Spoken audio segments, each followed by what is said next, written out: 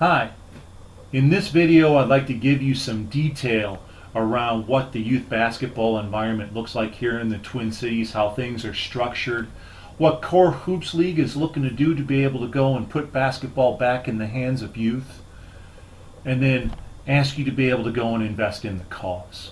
So let's take a look at the current state of youth sports.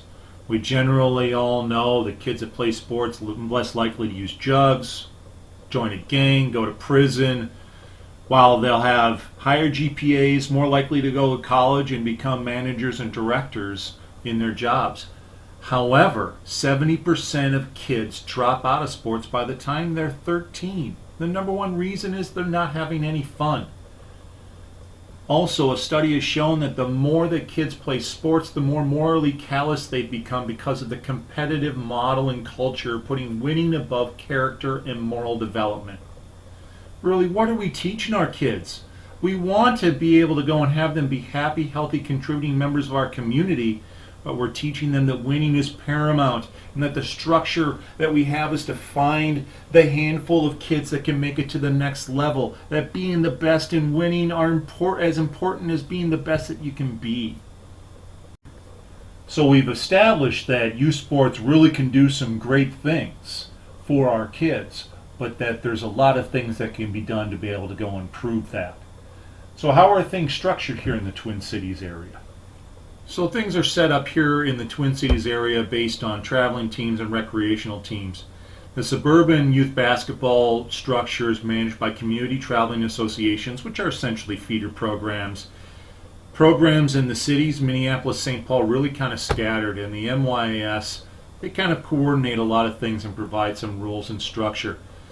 Within this setup, the system's set to exclude rather than include. Tryouts look to find the top players, training and coaching resources go to those top teams, and they're really looking to find those players that have a chance to play at the high school level. And it's come to be, and I've talked with parents about this, that traveling basketball means winning. And winning is more important than developing life skills and character development. Those short-term goals are favored over the long-term, and that many times self-worth is dependent upon how many wins that you have and whether or not you're the top player on the team.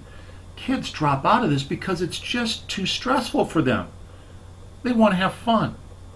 So the community recreational basketball landscape has each community's recreation department supporting those kids not in traveling anywhere from kindergarten through 12th grade. Younger kids kind of exclusively, though we got the Y and other groups helping out there. And then the kids that are not good enough or don't want the traveling experience, ergo the stress involved with traveling basketball. The rec departments provide space, games, and rules, but training, coaching, and skills development is really kind of lacking because that's not the value proposition they're really looking to provide. So what we have here is a separation between the hyper-competitive, have to win, have to be the best, versus, I'm not good enough, I'm not athletic enough, and this is not something for me. It really makes it difficult to be able to go and engage the kids on either level.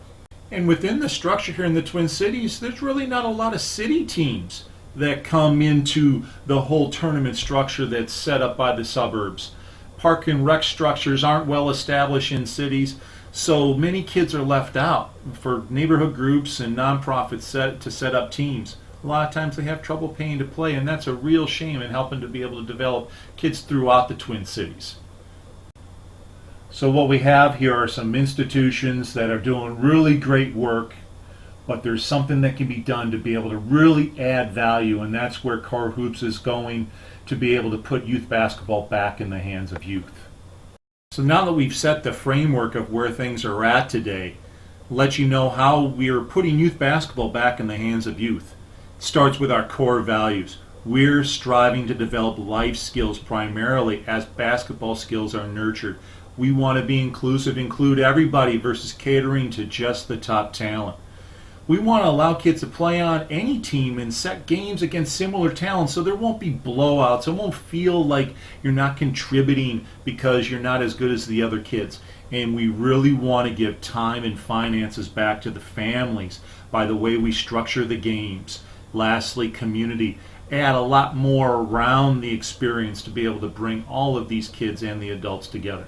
How are we going to do it? The CoreHoops League is going to work like this. 2 games within 4 hours every other week.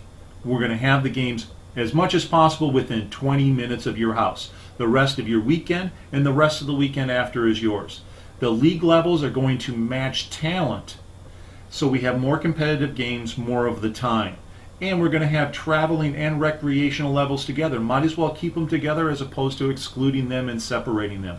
Have a fun, inclusive, supportive atmosphere to be able to go and keep kids engaged, be able to make things happen. And if a kid does not feel that the group that he's with matches life and basketball goals, they're free to be able to go and join any team that they feel matches what they want. Developing community is a big thing for us at CoreHoops League. Players aren't just opponents, but they're a community of kids that are trying to get better. It starts with that core cultural aspect. But we're going to have activities for kids and adults in between games. Adults can go and get an aerobics class in between, be able to go and save them some time. There are always going to be opportunities in and out of games for learning and growing. So now you have an idea of what we're looking to do. If it's something that you really believe in, that you want families and kids to be able to benefit more from their youth basketball experience, please invest in the cause. Do that by a few things. 1, spread the word.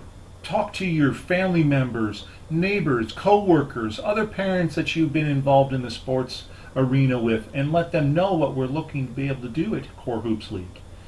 If you feel that a financial investment is in order, we'd really appreciate anything that you can provide. Thirdly, advocate through social media. Subscribe to what we got going on and advocate to your associations and tell them that you want a different experience for your child and for your family surrounding youth basketball, and that CoreHoops is providing something that really works for you. If you have any questions, let us know. We'd love to be able to go and talk with you and find out what your situation's like. CoreHoops League, putting youth basketball back in the hands of youth.